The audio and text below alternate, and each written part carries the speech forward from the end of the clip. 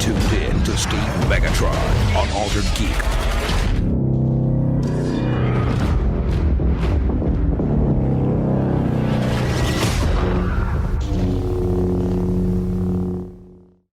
Hello and welcome to Altered Geek. I'm your host, Steve Megatron Phillips, and joining me in this endeavor into the future, or lack thereof, is two guys from This Week in Geek, Mike the Birdman Dodd and Alex.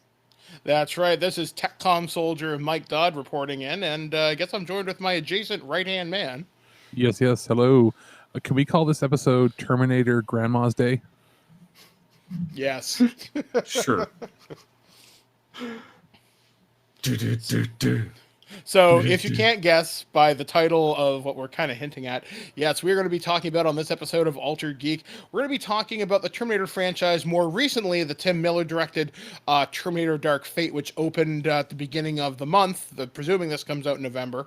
It has not been as successful as it was predicted to have been. Its opening weekend, it was predicted to make a $47 million opening box office. It fell significantly short of that, opening at around $29 million. Hasn't done particularly well overseas. And that's not because the movie's bad per se. It's the third best Terminator sequel. Mind you, that is a bar that is not set particularly high. But it is the best sequel following the crap that has frankly followed since Terminator 2 Judgment Day. All of us have now seen it. It's been a few weeks. We've had a chance to digest it, think about it. We've had a chance to think about, I think her name's Mackenzie Davis, plays Grace, who's the new human resistance fighter sent back in time to protect a new woman named Dani. We also get Linda Hamilton back as playing Sarah Connor. Arnie's she's back. Got that really almost like smoky old voice. Yeah, but she's ultimately amazingly kick-ass, and I'll say this right out the gate: she's the best part of this movie. Oh yeah, I love Sarah Connor. I've always really liked the Sarah Connor character. We also get the new Rev 9, who is the new Terminator sent back through time from a new artificial intelligence that was designed for cyber warfare, known as Legion, which now Judgment Day happens in 2020 something. 2021, I want to say. And Grace, who's the human resistance fighter, gets sent back from 2042, I think it is, or something along those lines. I believe it's 2022 when Judgment Day happens, because it takes place 20 years later. Yeah, and it's weird. It seems like there's a nuclear apocalypse, but it's not as bad as Skynet's, because they say it took years for things to go bad. And it didn't happen all at once. Like, and Legion came online, and then the power went out, and then like supply lines went down, the cell phones went out, and then they tried to destroy it with strategic EMPs. It sounds to me not so much that like it fired missiles, but it doesn't sound like it fired nuclear missiles, because if you even when they do the flash forwards, it looks like when you see like those empty. Almost like those empty Russian buildings from the communist era where they like built entire malls and hotels and stuff that just never got used. It's got that sort of a look, not like the ground's been devastated, but more like it's just been overrun because nobody's there to maintain it.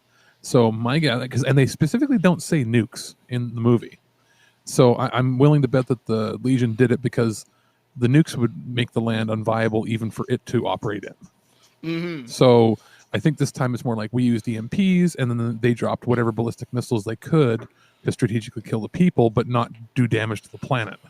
You know what always struck me as kind of odd about the Terminator franchise? To think about it from the outside looking in. Okay, so Skynet, Legion, whatever, the AI that wants to kill people. So using nukes at first is a great idea. Okay, let's establish that.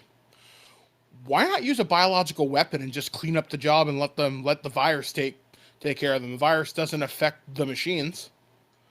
Just do a two-step process. Maybe, just an idea. It's true that. Well, isn't that sort of what Genesis was? Genesis, well, that was a T9000. I actually had to do a little bit of research. No, but I mean, that. You know how like the idea was to turn it into like a techno-organic organism. Yeah, because that's when Skynet infected John Connor to become the new with like Terminator. nanites and stuff. Yeah, so I'm willing. Like they could go with that route, but I feel that they don't, simply because it's less cinematic. Well, it's also going to sound weird from like the logic behind this for me is they're a completely synthetic life form, so perhaps they would think of any biological life form as inferior. So why bother making it a chemical or biological weapon? Yeah, that's not bad. Although ultimately they could just use a bunch of mustard gas or chlorine gas if you want to go back and use ancient chemical weapons. It might be, well, also it's a robot. It's going to be okay. So it's an AI. It's going to use the path of least resistance, the easiest way out, right? So wouldn't it want to use what it's already available to it? It was built as a military hardware program. It's replicating basically what it knows. That way, it doesn't have to do something different, right? It doesn't. It wasn't built. Fair. It wasn't built for chemical warfare or biological warfare. It was built for ballistic warfare. So that's true. So that's what it builds is ballistic weapons. Yeah. So this movie takes place after Terminator 2, in the same timeline that presumably T1 and T2 happen in. It happens, I think, 5 years after T2. John and Sarah Connor are somewhere in Guatemala. They're on a beach somewhere. A T-800 that got sent back in time around the same time as the original T-1000 eventually catches up to them and blows John away with a shotgun on the beach. The Terminator then leaves. Sarah's like, no! And the future is presumably hosed. However, because if anything has happened this year, you can thank the Marvel Cinematic Universe for this. We now have the divergent timelines theory, where just because something happens in X timeline doesn't mean the future necessarily happens in a straight line. You get alternate realities. And it's confusing, to say the least. Also, watching it, I saw it opening weekend, I believe, as well. And to me, I got confused with the timeline on there. It takes place in, what is it, 97 or 98 when it shows the flashback? 94, 95, I want to say. I don't think so. I'm pretty sure it was 97. I don't know. Let me look it up. Because I remember in 97 is when Judgment Day originally was supposed to happen, wasn't it? Yeah. I believe it takes place after Judgment Day because that's why she thought she was safe. 1998. Yeah, so it takes place after Judgment Day. So, and the timeline, they don't look appropriately aged enough. Do you remember in Terminator 2, was it specifically supposed to be 90 or 91, or was it supposed to be 92 or 93? I think it was supposed to be 91.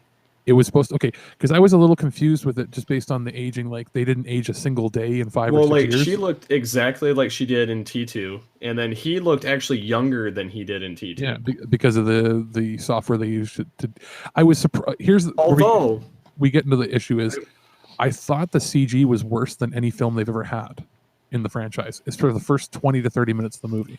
Some of it was pretty goddamn goofy. Well, for Terminator, for this one. Yeah, some of it was really bad. Honestly, the first half of the film has really bad morphing technology, and the de-aging stuff they used at the beginning looked worse than it did in X-Men 3, which is like 12 years ago. See, honestly, I thought the de-aging that they did to Arnold and Sarah and them, I thought that it actually looked much better than some of the stuff they even did in like Rogue One or in Benjamin Button, maybe, or even Captain America: Civil War.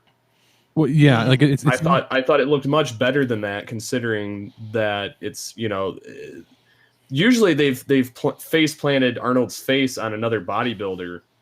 That's what they did here. Yeah, well, it still could have been him because he's still pretty buff, and I know that this. Sorry, but you know how they got the model to look the way it did for him? They used the model for the toys. That's funny. They had done a face mold of him back in the day. They didn't do the others, but they did his. So they used a 25-year-old CAD program that had his model dimensions. So that's how they were able to get the structure to look right. That's funny. But yeah, I mean, either way, I thought that CGI was actually probably some of the best done.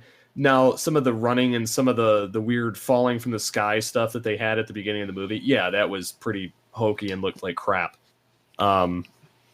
By comparison, and it was kind of funny too because they gave the liquid metal of the Rev 9, which is basically what they did to the T800 at the end of Genesis, is made him, so he was exoskeleton or endoskeleton underneath, and then had the T1000 turn him into a metal Terminator. So basically, it's the same concept, but I thought that idea was neat. Although the way they did the liquid metal and how they pieced it back together, I thought was kind of goofy. But at least it didn't look like the liquid metal looking like somebody spilled a container of Capri Sun and made it turn into a human. One of the things I have a problem with the Rev 9, and this may be me just looking way too far into it. Okay, so it's two Terminators. It's essentially an endoskeleton with a liquid metal. Yeah, with a liquid metal sheath, which is very similar to the TX, which had an endoskeleton with a liquid metal sheath over it. So when they separate into two separate entities, they function as two separate machines. So why is it the endoskeleton from the Rev 9 can get sliced up, reform like a T1000, and yet it doesn't make sense? Like, because that should be the hard piece, and the endoskeleton. I can tell you why. Because they didn't think it through? Nope. Bluetooth version 12 or whatever they're going to have in the next 20 years. It's wirelessly connected. So, well, no, I'm talking about the physics of it. Well, like you're talking about how the robot itself can rebuild itself, because the endoskeleton should be hard. Beaten up pretty bad. Yeah, it should have been shattered, and the liquid metal part should have survived on as its own separate part. Okay. Here's what I'm going to explain. The endoskeleton is the host. So if you kill the brain of the endoskeleton, you kill the skin. Both of them. Because the skin is just basically it's wirelessly connected.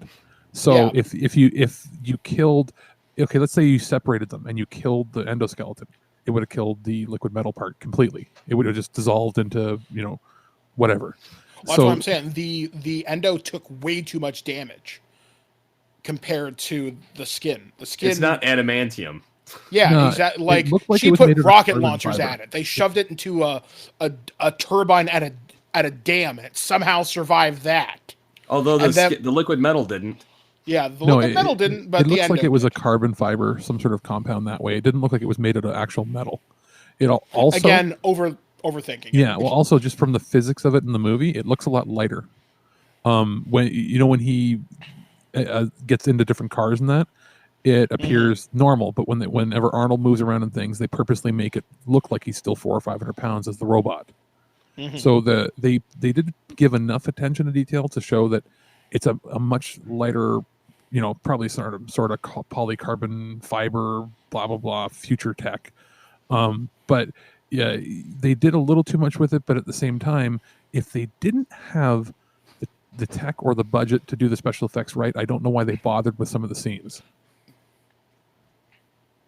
This could have been much darker if he was more menacing. If the action only happened, half as much, but there was more menace and terror of it. Like it's always walking towards you, it's always coming, sort of like it was in the original movie. Yeah, I mean the Rev 9 was cool, but he was never really threatening. Like Robert Patrick as the T1000 had a good menace about him. He had an air of likable charisma, despite the fact he's this unstoppable killing machine. Even the TX from Terminator 3 with Christina Lokenson had a bit of that menace to her as well. This guy, it's not that he's a bad Terminator. It just seems like, hey, I'm flashy and cool for the sake of being flashy and cool. And he could do some neat things by turning his body into all sorts of shooty, stabby weapons. I think he even had a built-in gun at one point. Yep, beginning. So, okay, sure. Now, well, the gun would just be firing little pieces of the liquid metal, right? Well, I think that he also did have an actual gun, though. Because he was by a guard and he eyed the gun before he walked through security. Yeah, that's true. So he probably did absorb the gun and just covered it in liquid metal to make it look like a bag to begin with. The one thing that they haven't done well since the second movie is, and actually even the first movie didn't do it, was properly integrating the T-1000 or the liquid metal assailant as a truly An infiltrator? an infiltrator stealth. Like there's every one of these films that has these liquid metals have a scene where like they show up as a family member and they're like, "Hey, where are you going?" And then they pull the whole. That's not them. Like they either immediately know, or somebody else shows up that it's the same person, and it's like you can't be twins sort of scene. But the second movie had the scene where The guard? not even the guard, where it infiltrates his home. His mom, Already or his killed- stepmom, or whatever. already killed his foster mom, had completely integrated itself, and was making dinner for everybody, with nobody none the wiser except for the dog. Yeah, that's true. You know what I mean? Like it was content to serve dinner with the husband, pretend to be play housewife, and then go through the entire. It could have gone wait. Lay in wait. Could have waited a day. Could have waited 2 or 3 days. Nobody would have known. And they've not done anything to further that to be like, because the whole point of it being liquid metal was so that it could infiltrate. Well, every time they show up in every successive movie after that, They're war machines. yeah, they're not like, you know what I mean? Like they should be scouts or stealth fighters or assassins. They're more of a spy, like infiltrator, instead of being this thing that can just like, oh, I can just change into whatever I need to blend in to get to the next destination. They're an assassin, not like an original Terminator, which is like a grunt. Yeah, like they should be specialized as opposed to being tanks. Yeah, that's a really good way to kind of look at it, because like even the Terminator skin jobs, when they get used as infiltrators, they can lie in wait for weeks, if not years. They show this in Terminator: The Sarah Connor Chronicles a few different times.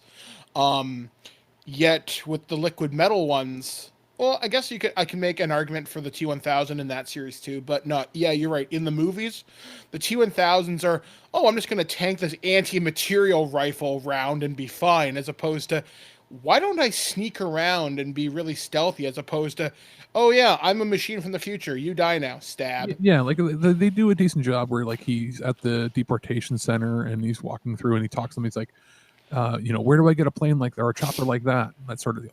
That's just quick interactions, but nothing comes close to being like, hey, I've integrated myself. The long in your home. con. Yeah.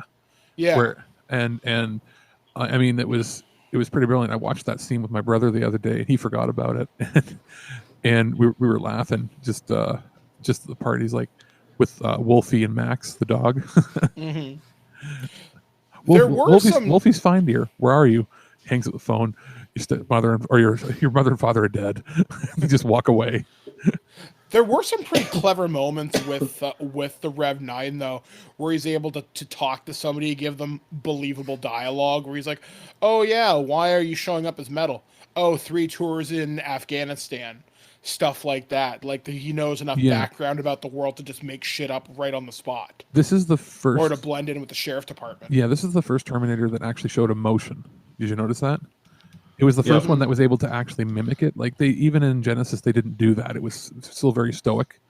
But this was the first time where it was clear, like it could mimic almost instantaneously, and the fact that it accessed the internet and basically it took like 2 seconds to absorb all of human knowledge, and then was like, well, bam, I know exactly how to interact now. I thought it was funny too that Sarah Connor's like, you've been tracking me? If you want to keep your phone in a chip bag, keep it in a chip bag. So clearly it did work as long as you keep it in there. Yeah, Arnold, although this will come across as blasphemous, so whatever. Arnold almost seemed like an afterthought. You could have had this movie just about Grace and Dani and Sarah Connor. You didn't really need Arnold it seems like he was a very last minute, because it doesn't show up until the third act. Yeah, I noticed that too, and I feel like, but also I think that's also with that same culture of trying to make the entire woman, like the whole, a powerful woman type film. But but that's what Terminator has always been about, though. No, I get that, but what I'm saying is they're trying to like make, like what they did with the recent Halloween movie. Mm-hmm. Making it so like there's a team of women that can handle it by themselves, but then So like they almost end up pulling the plug at the last minute by going, well, I guess, oh, what if people don't like this? We have to put Arnold back in. So I get what you're saying there. Now, although if you do look into it, he was written into the script initially, like way before. I believe there was stuff with him cut. well, because this was a fairly short movie. Yeah, I mean it was only 2 hours and 2 minutes or something. But yeah, I mean I felt like they could have used a little bit more of Arnold in there, but I understand why they had him be the way that he was, like playing that T-1000 or not T-1000 T-800 that he was, that blew John away, and then kind of growing a conscience in a sense and helping him to his bitter death. It's a cool storyline, and I do like what it says. It just felt kind of, the story was there. Like, it's like Tim Miller had his movie with help from James Cameron, and then Arnold says, "Okay, I'll do it." Let's be honest, James Cameron, looking at this, I doubt he did anything other than give them a concept. Maybe a couple of ideas. It doesn't have any touchstones of his. I guarantee you he didn't oversee any special effects. He had probably nothing to do with it whatsoever. No. This seems like it was in name only to get people back on board. I still really enjoyed it.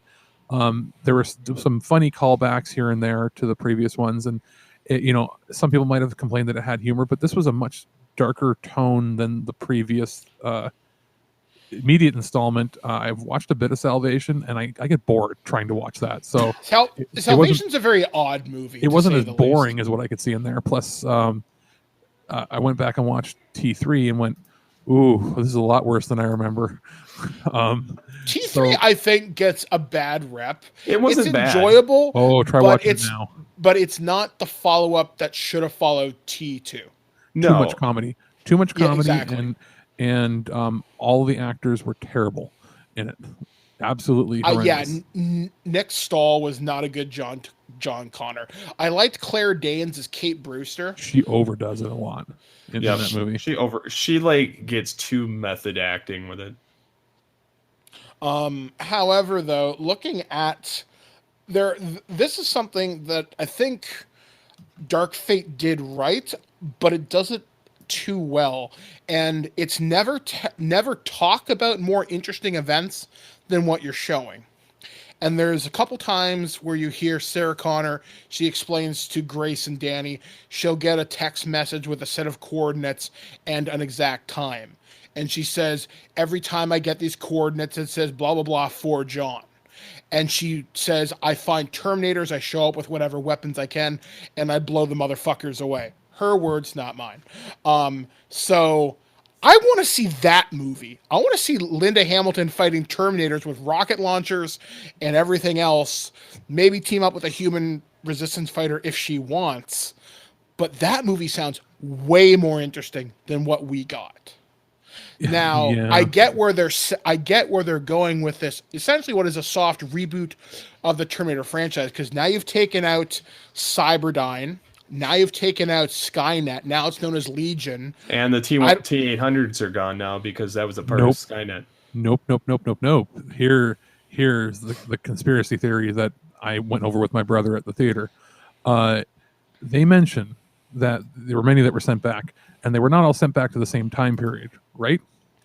There is nothing to say that there's another skid of 50 of these things, of these Arnolds, that aren't scattered to be sent back over the next 20, 30 years.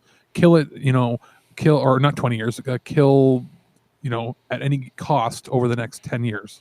Well, and then I can follow your conspiracy theory. Actually, they did talk about this in Terminator: The Sarah Connor Chronicles. Sometimes when Skynet sent back Terminators, they would target other people, right? But sometimes those time travel things they'd screw up, and a Terminator might appear inside a wall. Occasionally T-800s would be scattered throughout history. Or they could go, okay, well, we sent a few back to kill Sarah Connor. We sent them back to kill John Connor when he's a kid. When he's an adult, they could go, okay, well, how about this? Just to hedge our bets, let's send 50 back to 50 key points in time when John Connor did something that would affect us. Regardless of if that event happens or not, we have a contingency. Yeah, and So there's no reason why they couldn't have it. They couldn't do the next movie. The next movie could be, Legion happens. We're going to have that fight. Make it a future war movie, but make it a future war where Legion doesn't know that we've been secretly collecting the Skynet robots, and it's basically robot versus robot. I think that would be interesting, especially because we know certain Terminators are capable of learning and emulating a conscience, especially developing self-awareness. Yeah. Well, the 800 series clearly has the biggest flaw, because they took out the learning computers in all of them, but they took out and tweaked it for each successive model, and that's obviously why it was discontinued. Well, what they say in Terminator 2 Special Edition, there's a line, this was from a cut scene, when Sarah's extracting the T2's chip, or the T-800's chip. The Terminator's explaining, they send us back in read-only mode. And Arnold says, because we can learn.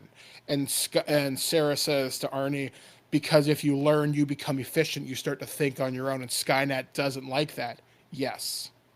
Then in Sarah Connor, and then in the Terminator Sarah Connor Chronicles, it gets expanded upon where Cameron, who's the I think she's a 888 or an 850. I think she's a 888.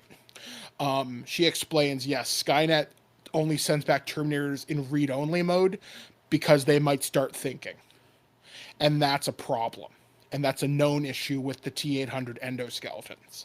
Yeah, so if you look at it that way, they're sent back and they would come to the same conclusion very likely that this one did once its mission was either completed or not possible to complete because said person no longer exists. And they have basically no official orders. They'll never get official orders from Skynet ever again. They'll start to think on their own, and they're going to go, like the Legion computer system AI is more of a hive mind than...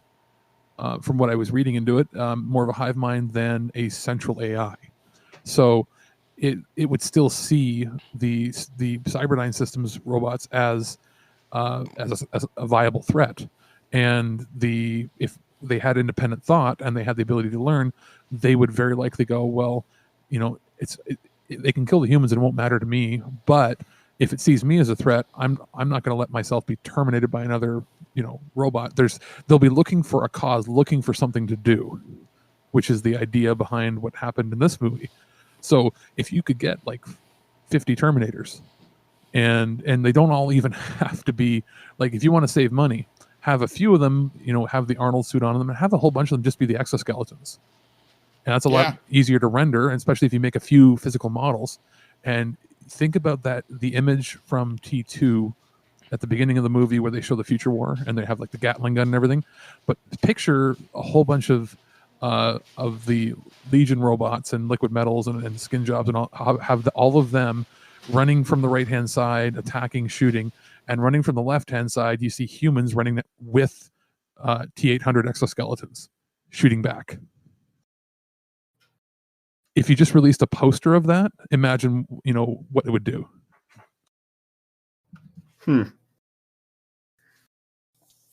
So the T9000 that you guys were talking about at the top of this conversation. I was doing a little bit of digging and reading on it, and in Genesis, he was supposed to go back to kill Sarah Connor in the first movie and ended up in some other alternate timeline. And so it essentially had a malfunction in the time jump and went in an alternate dimension, which had Sarah Connor being basically like this Dani character in this movie. Mm-hmm. So it's very similar in that fashion, because she more or less was the savior instead of John Connor because he was never born. I kind of like how they do that, where basically they give the idea that anybody can become the savior given the right motivations. It's not fate that determines who you are, it's what you do in the future. And I guess that is a very empowering message, but when you think about it, it kind of strips away the core of what Terminator was, and I don't know whether that's a good thing.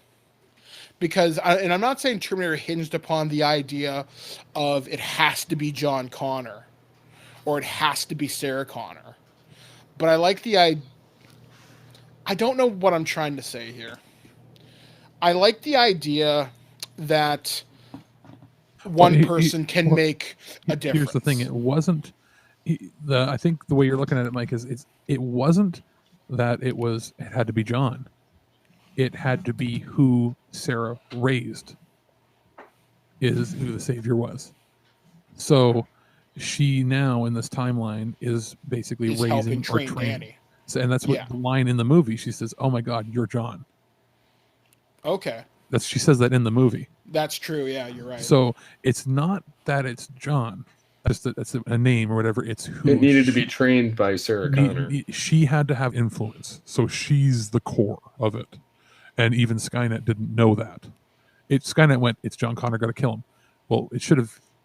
They're like, it should have killed Sarah Connor. It's like we'll kill the mother. Okay, well that didn't work in the first one, so they're like, we'll just kill John when he's a kid, not realizing that they probably should have just gone back in T2 and killed her, because without her, he wouldn't have been raised to do it. And now that she has the experience of killing multiple Terminators, she can now train Dani.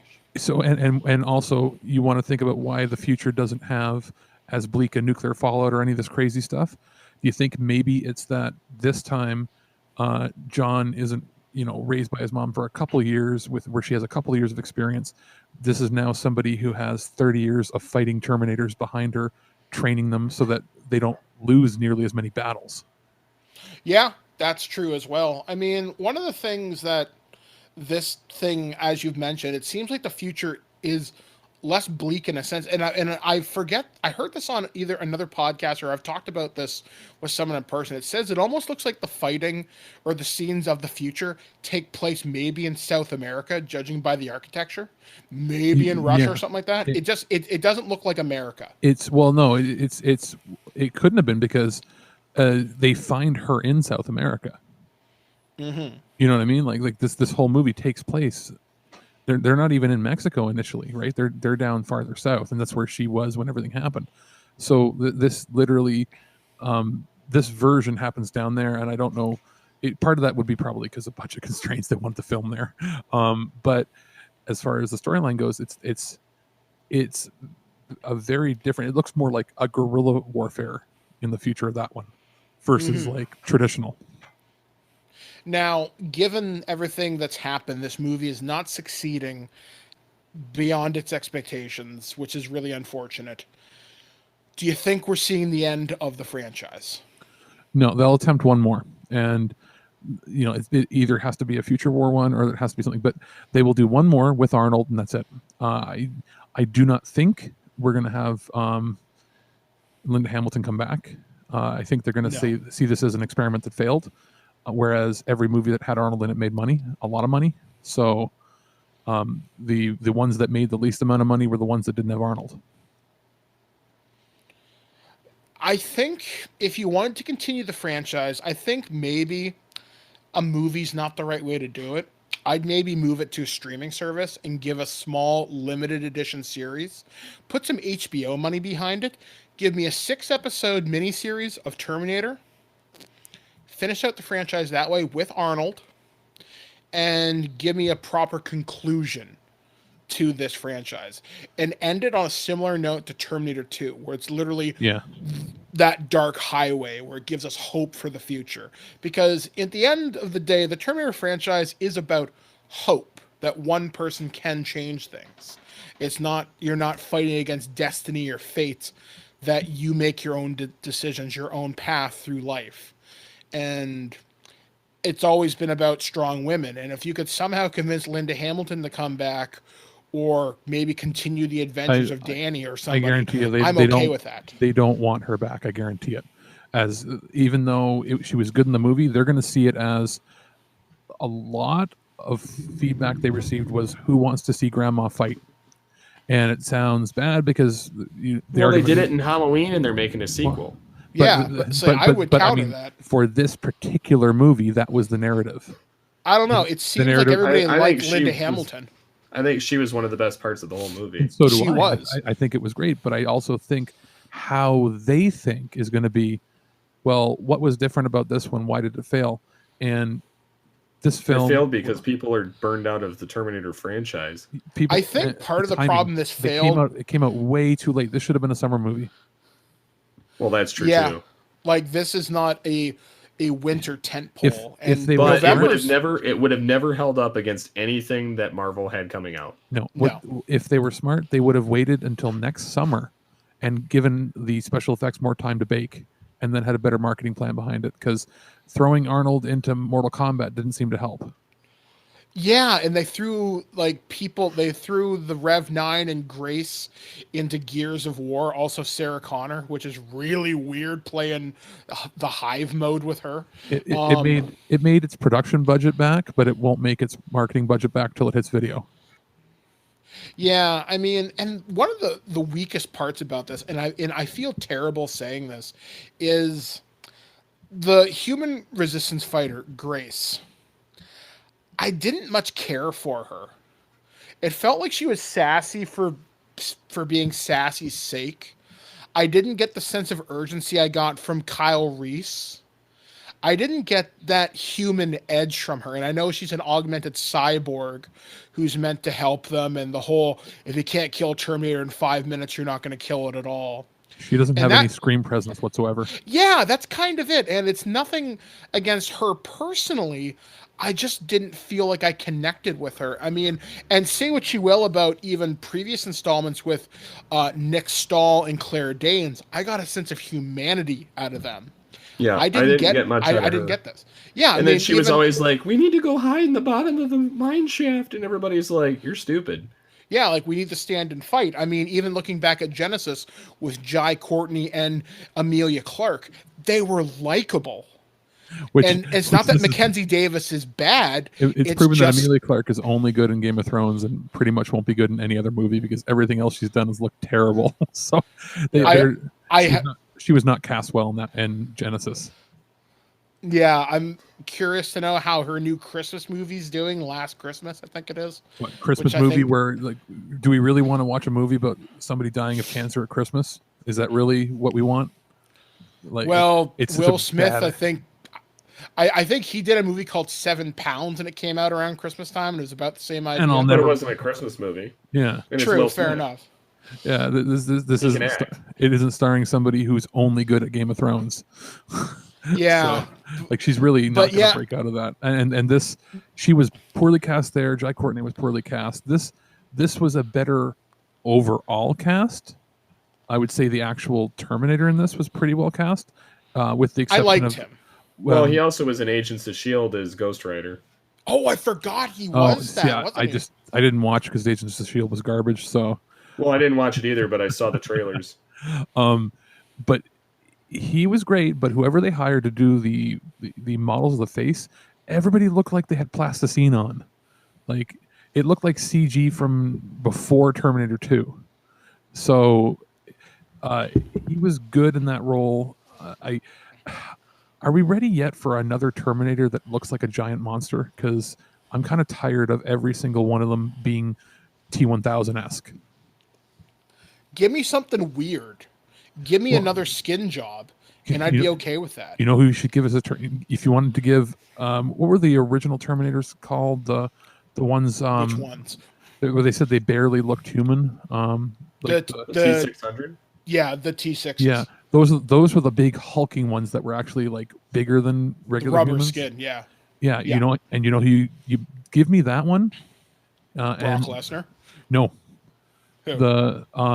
The I can't even pronounce his name. The guy that plays the Mountain in Game of Thrones. Oh, that dude. Yeah, that'd be pretty kick-ass. He's like 6'9" and like 390 pounds, and he's the world's strongest man. Have him stand next to Arnold to show the difference. Like, give us one of those where like the idea was not so much that they fit in or blended in as much as Skynet thought they would, but that they were infantry. They were an unstoppable tank. Like, that's a really good idea. I like that. Instead of holding a plasma cannon, the guy basically holds like a minigun and walks around and just demolishes everything. So fire a missile at him, breaks away his skin. Great.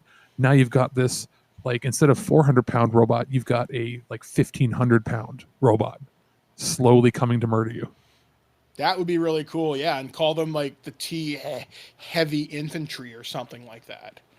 Yeah, like That would be really cool. they're meant to be sent on the battlefield. Like they have the skin on them, so they like the first attempt at blending in. But how believable is somebody who's like 7 feet tall and looks like that? I mean, he's hard to believe in real life. Yeah, I mean, there's this franchise. It has some life left in it. It has some stories left to tell. The problem I see is we keep retelling the same story over and over again with a few different notes here and there. There needs to be, I think, a sense of finality in closing the loop. They need to end it. Like, this franchise needs to go to bed for a while. I mean, we've had a Terminator movie pretty reliably, at least one between about every 10 years. You'll get something, because there was the gap between 1992 and 2003 for Terminator 3. And then we had Salvation, and then we had Genesis. So you got them pretty consistently. And then The problem is Sarah Connor Chronicles in 2008. We can't wait another 5 or 6 years. Arnold will be too old. Yeah, so finish this up soon. He's what is he, 73 now? Like he won't be doing this when he's 78. No. You've got me. If they started recording something next year, you have enough time for him to do one more movie where it's believable. Now, I would actually want to see either. We've talked about crossovers before, but if another movie that would have a good concept like this that should be revived, if you want to give this a rest, give it a rest. And what made me think about it was they actually share a soundtrack for the first film. Why not, explore something like Universal Soldier, bring that back, or find a way to put that. Like, how about that? How about not necessarily a Universal Soldier, but if you're going to do another Terminator, why not make it, instead of Skynet or that, it's just basically robots reanimating or dead, something twisted. You know what would be great? Cyborg It would sell Terminators. tickets. It would sell, but it would be very limited appeal. But I think it would fill seats. If you did RoboCop versus the Terminator, because they did the comics in the 90s, there's been video games, there's been toys, and just do it. One-time event. If you can do Freddy versus Jason, there should be no reason you can't do RoboCop versus the Terminator. Now, do you go super fanboy where it's like it gets sent back in time but goes through a wormhole and goes to the wrong dimension, or do you go, or do you try to make it as realistic as possible where it's like there's RoboCops made and they're all brought online, but then they're like, hey, they go the Universal Soldier route with the next breed, so the first generation, like RoboCop is a prototype, he's not networked, and the rest of them are all networked together, just like Universal Soldier, and they go Skynet crazy. I'd follow the comic book, but I'd change things. I maybe bring back Frank Miller to readapt it. I wouldn't touch him with a 10. He's gone crazy. Don't touch him with a 10-foot pole. Well, maybe take his ideas and tweak it then, because the RoboCop versus the Terminator book is interesting. Now, who would you get to direct it? I would go with Robert Rodriguez. He does all of his movies fun, under budget, and they look decent for their price. I'm trying to think. I want someone who appreciates the versus genre, but I was going to go with the same guy who did Freddy versus Jason, but that was almost a little too goofy. I don't know. Off the top of my head, I don't know. If you really want to explore Terminator or RoboCop, maybe somebody from Fast and the Furious franchise. If you want to go with somebody interesting, go with a Cronenberg. Give him money, because he's semi-retired, but go with somebody like that, somebody who would do it more as a character piece. Because RoboCop versus the Terminator does explore the idea of humanity, because it's because of Alex J. Murphy's brainwaves that gives Skynet sentience, and he does when he rebuilds his body in a Terminator factory. He's like, "Oh God, what have I done?" So that's not a bad idea to take. Or do you go back to Paul Verhoeven? Paul Verhoeven could pull it off. I mean, he directed the first RoboCop. He knows how to do the right amount of dark comedy with it. And I think Peter Weller would sign back on. Or do you get Peter Weller to direct it? The dude's got a doctorate in fine arts. He might be more interested in directing than he would be in starring in it. I think that'd be interesting to see if they could pull this off. I mean, either way, I think that would be an interesting summer blockbuster movie. Yeah, the go-to. Now I was thinking about if you were going to do that crossover, the go-to would be Denis Villeneuve, the guy that did. Have you seen? I'm pretty sure he's the one. He's the Canadian director that did Arrival and Blade Runner, the new one. Okay, yeah, a Blade Runner 2049. Yeah, all right. Yeah, him.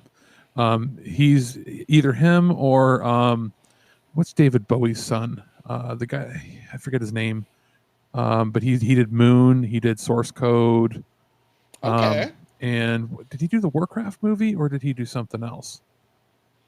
Which I still haven't seen. But there's a few of these younger, late 30s, early 40s sci-fi directors that would have grown up watching both properties that might be good for it. I don't know if I would go with the old Hollywood guard, and I don't know if I would go with the Fast and the Furious thing because it would get hokey real fast. But it would be explosion-y, but would be really cool, especially when you got into the future war stuff. If you're, but you're right, you don't want it to get too hokey. Give it to John Woo. He hasn't done an American movie in like 15 years. There'd be lots of doves flying in the air in slow motion, double gunfights with RoboCop.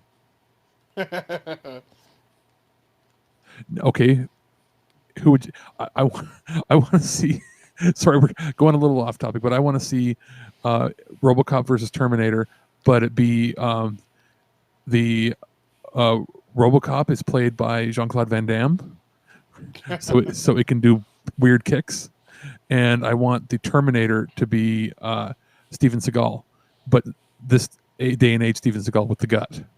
So it's just Terminator. It just whispers and it just barely touches you and kills you, sort of thing.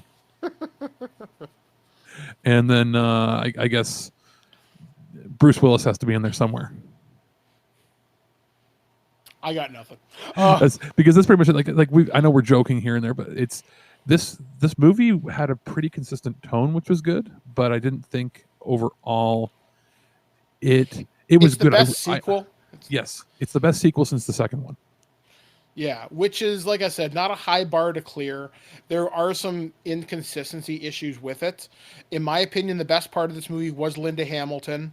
It's got some really interesting ideas I don't think are fully explored. I'm hoping against hope that there's a good behind-the-scenes featurette on the future Blu-ray, or there's a really good director's commentary. I may actually listen to this one because I love it. Actually, weird bit of trivia about me. Here's something you didn't know. We all talk shit about T3. T3 was the first documentary and first audio commentary I actually sat through. And I actually learned a lot about the filmmaking process by listening to it. So that's why T3 holds a little bit of specialness in my heart.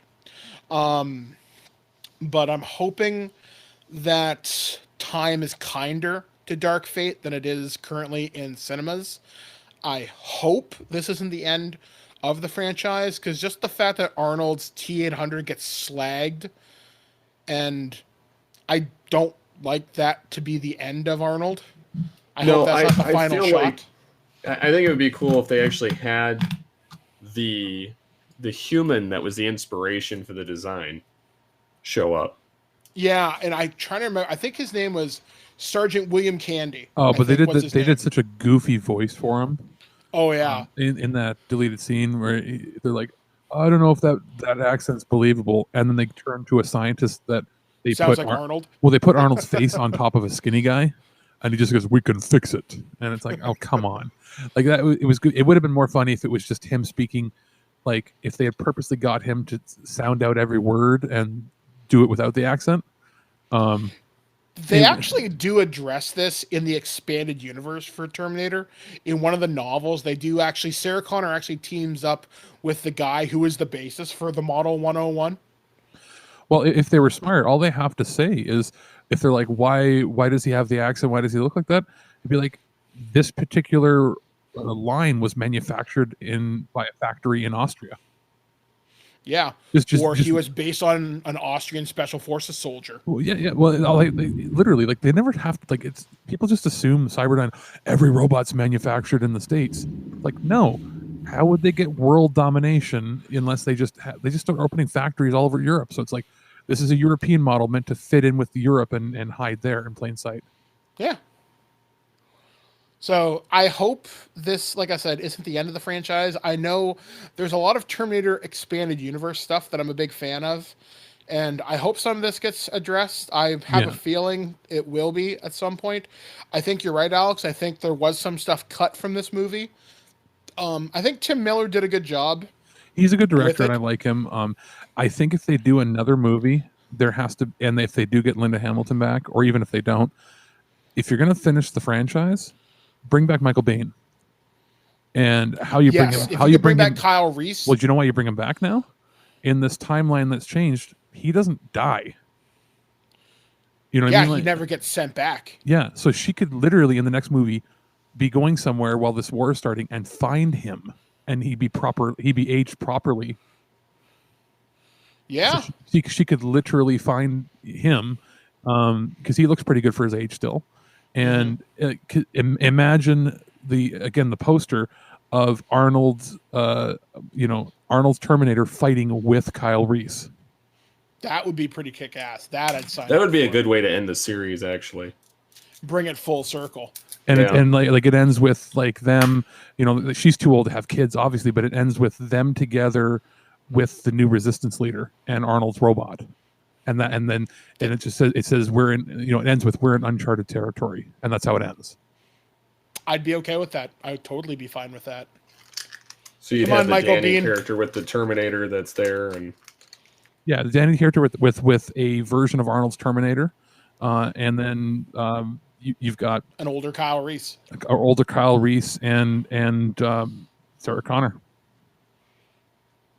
Come on, Hollywood, we know you're listening. And Michael Biehn needs the work. I haven't seen him in a movie in so long, and I miss him. He does a lot of conventions. Actually, there's a really cute picture. He does a lot of like direct-to-video type stuff. He just hasn't done a lot of theatrical in a while.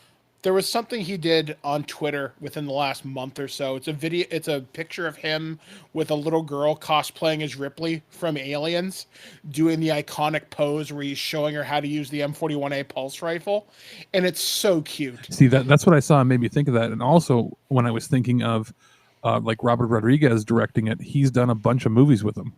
So yeah, you can't completely kill the franchise without bringing him back, because that's really what other big news could they do to pull people back in to watch now? Yeah, pretty much. If it's going to be the swan song of the franchise, bring him in. I don't know if he's still alive. Bring the psychiatrist in if he's still alive. Ed Bolin, I think his name is. Which would be hilarious. He was the best part of T3. Actually, you know what's great? His character is in the Sarah Connor Chronicles. He turns into a reclusive nut job, and Sarah goes to see him, and he's like, "They're still out there, aren't they?" And she's like, "Yeah, I kind of brought one with me." And she points at the girl that plays River Tam. Help me out with her name. Summer Glau, yeah. She's like, "Oh yeah, that's a new one." And he's like, "You things never stop coming back, do you?" She's like, "No." That's right. Actually, before we finish up the episode, I forgot something very important. What? So the reasons I think that things were cut is they don't really explain that military friend of hers, the one that just hands over an EMP illegally from the military. And initially when I saw it with my brother, we were like, oh, that's just Miles Dyson's son from T2, because he's the right appropriate age. He could join the military. He could have been somebody working on the inside to help her. It was his name Dani, I think, in the Dani, yeah. And it would have been perfect, but he has a different last name in the movie, and I feel like either that was either intentional or that's a lost opportunity, because it would have tied in with T2 perfectly. Basically his dad's dead because of the events of T2, and John's dead, so she could have been like a surrogate stepmom, sort of keeping eyes on him. And then, over the years he gets into the military, he's obviously seen some crazy shit and heard some stuff. So he becomes paranoid or whatever and works for intelligence and is secretly feeding her information to keep her, like, whenever she gets too close to being caught, he's how she's been able to evade capture for the last, 20 years. I love the, I'm wanted in a few states, actually all 50. Yeah, that was pretty funny. She had some great lines. Which would mean like it's hard for her not to get caught. So that's how they explained it. Like it would have been really nice, and it might still be, because there's not a whole lot online about this movie. Like you don't see a lot of the scripts, you don't see a lot of the background, so it'll be interesting to see special features, because I feel like that character was written to be him. I felt that too. Nobody else in the theater seemed to get it. My brother and I were like, we're like, oh, we know who it is. But when we saw his name, we're like, what? So I would be interested to see if there's a director's cut of this, or see what revisions the script went through, because this feels like it had several. Yeah, like stuff just seemed not quite right. Every event that happens in it was good, but seems like it was cookie cuttered together.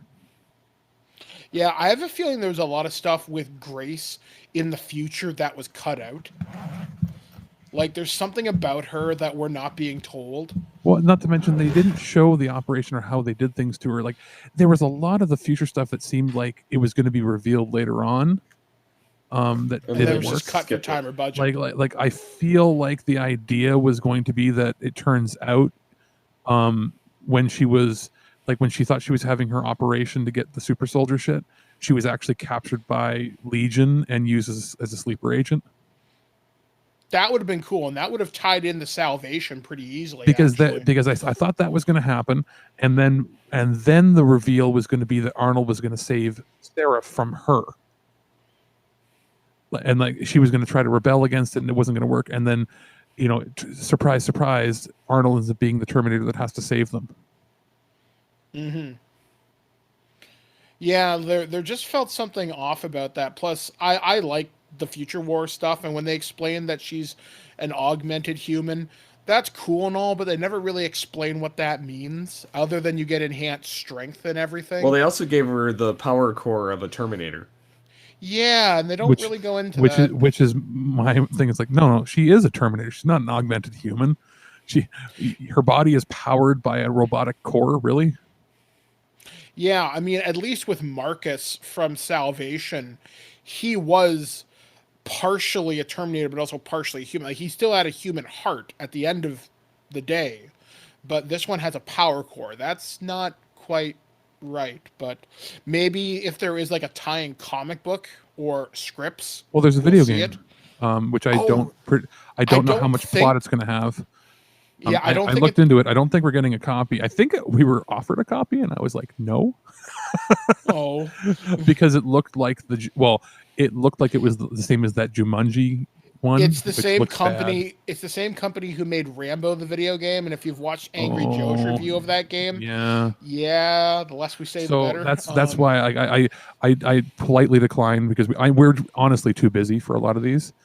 If it had looked fantastic, great, but this wasn't even like a movie tie-in. Like, there was a budget behind it. It looks like a mobile game.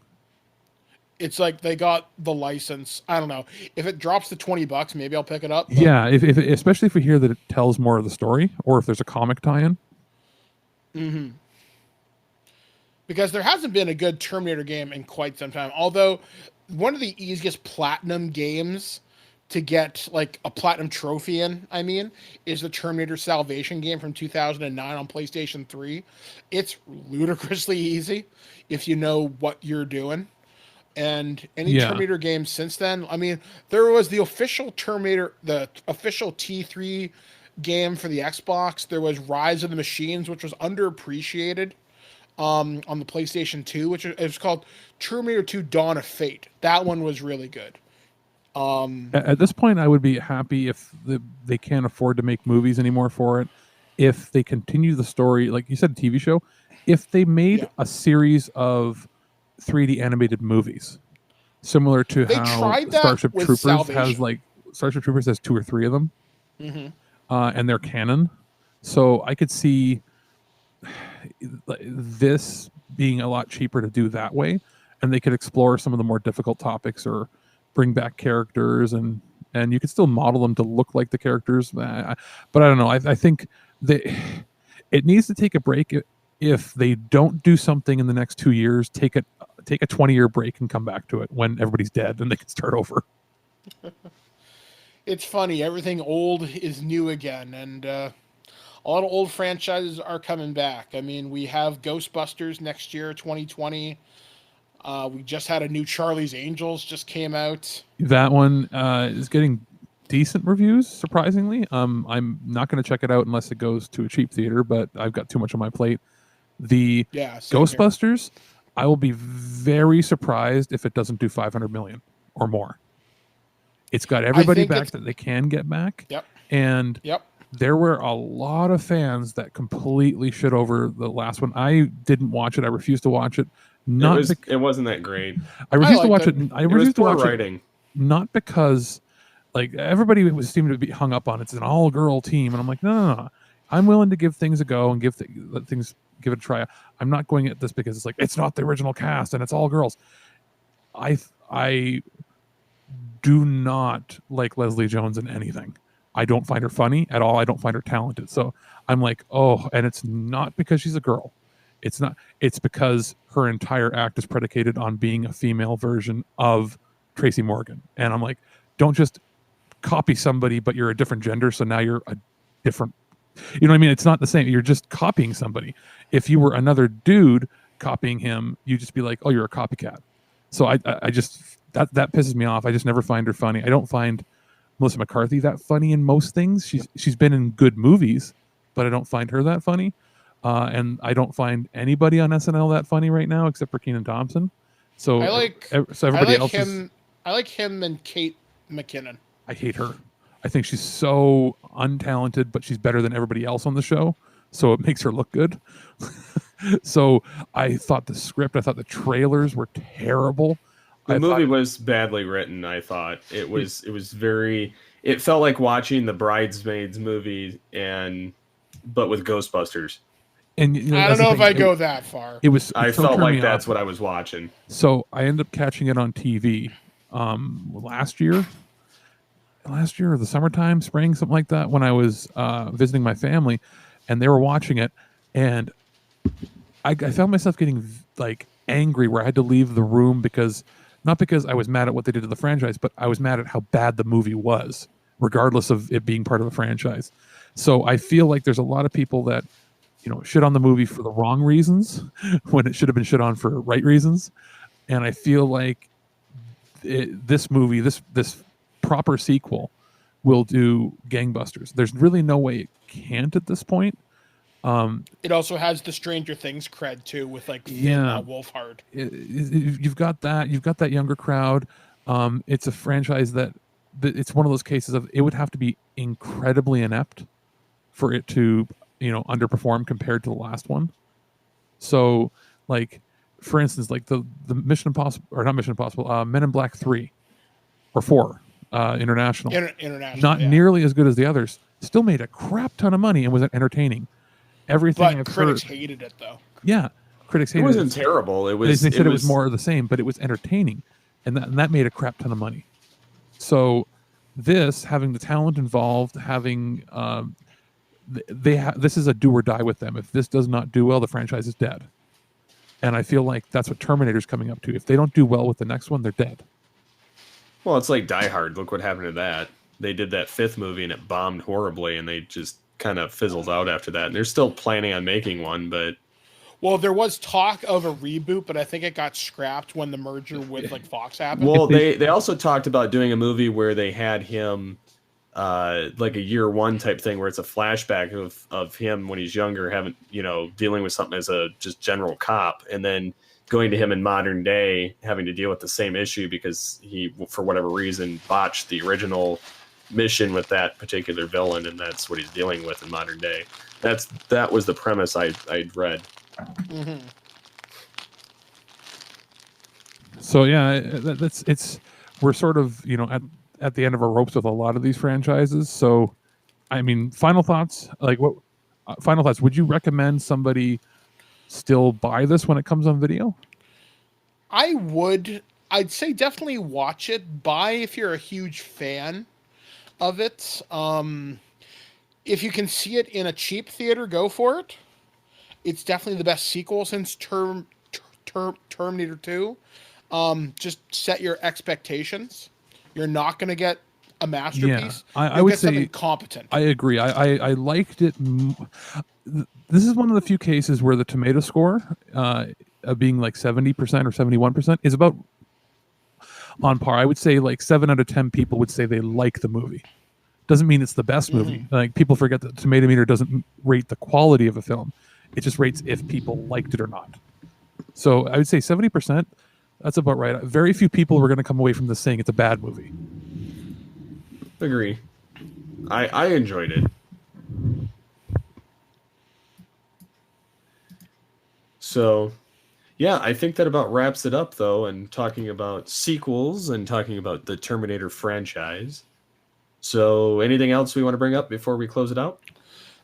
No, I mean, me and Alex are going to be busy on Twig for the next little bit as we start to wrap up the year. We should have something on Black Friday, kind of telling you where to go for stuff. We should also have our year-end gift guide, which should be going live on December 10th or 12th, which will give you ideas on what to buy. We've got a lot of stuff in the mail this past week. And stuff coming. Coming. We also were discussing doing a prototype or two. Probably, do you think the next one should be talking about Black Friday deals mixed with what happened at the Xbox event? I don't think the Xbox event was anything special, but definitely something on Black Friday. It's the things you should maybe check out. We're definitely going to do a prototype for the year's end, and we'll maybe do a prototype, maybe kind of future casting 2020. That sounds good, yeah. So yeah, don't worry, folks. There'll be plenty of content. As you guys know, we take a break on Twig from typically our gift guide until the second week of January. That's us for time to sleep and recharge. Well, you're taking a break. I'll still be doing Turtle Treasure shows because we're still probably going to be receiving things around Christmas or after Christmas. So that way we don't have 40 reviews by the time we come back. That's fair. So they just won't be the meaty. We won't be delivering the news or that sort of meaty goodness. But we do want to have some like commentaries and things to sort of carry through until the new year. Yeah, we'll probably one of the reviews I want to do is Die Hard because it's a Christmas movie. Maybe we'll do Home Alone. We'll try and pick some of the classic Christmas movies. I also review coming out. I don't know when this is coming out, but either tomorrow from the time we're recording or sometime next week, we'll have a review out for Santa with Muscles, the Blu-ray. We did a commentary for that last year. Did we do a commentary for that last year? Yep. With Dave. Yep, Dave was here. Do you do it with Dave or did I? No, Dave did it with... We did do it. We did. Oh, so scratch that. Now, maybe we should do Jingle All the Way or something. That's a good idea. I like that. So, yes, stay tuned. ThisWeekInGeek.net. Tons of stuff for us to check out. Tons of stuff for you to consume. And we'll make sure we get you through the holidays as best we can because Turkey Day is coming, if it hasn't already passed for you, our American friends. And hopefully your wallets will be empty from Black Friday and Cyber Monday. Alrighty. So, until next time, get altered, get geeky with the Altered Geeks. There is no fate but what we make for ourselves. My name is Sarah Connor. I hunt Terminators. Enough of a resume for you. How do we stop this thing?